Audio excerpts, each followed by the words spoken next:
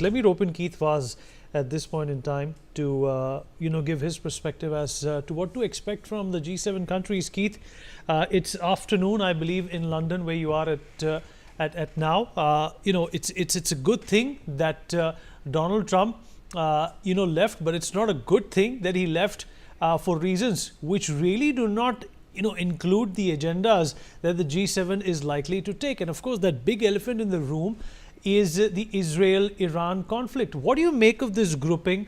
The Prime Minister has been invited, the Prime Minister of India I'm talking about, but the fact of the matter is that these groupings have to in fact instill a feeling towards countries like India and Russia, perhaps to some degree, that they matter, as they represent a lot in these growing economic times. What do you make of this grouping, and what are your impressions of how it's gone so far?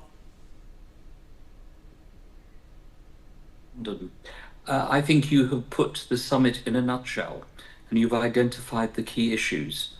I never thought I'd say something that I'm going to say now, but I actually believe this to be true, that Donald Trump is right, that to have an effective world summit, which is what this is, of the most powerful nations on earth, you have to have Russia there. And if you don't have Russia there, you can't have a meaningful dialogue with a very, very important country. Once you allow Russia in, of course, you have to have China and India in as well. So the G20 might be a better forum for doing these kinds of discussions. So on the G7 itself, it should really be a G8. There's no question of that.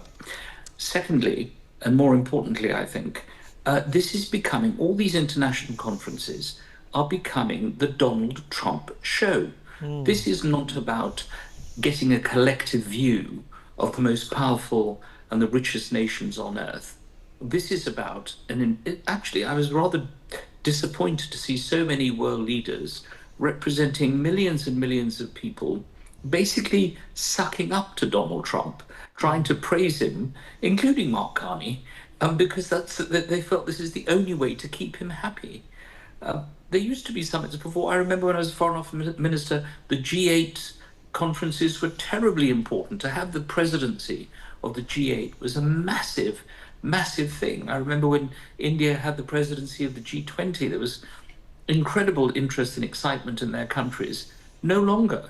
Now, even the communiques are so weak. Nothing really of substance comes out of them. Let's hope that the presence of Narendra Modi and other leaders talking to the six now that are there, with the EU, of course, that will be a meaningful discussion when something can come out of it. But we always know the Americans are the richest, most powerful country on earth. But Donald Trump is the only president who has tried to rub it in at every single summit.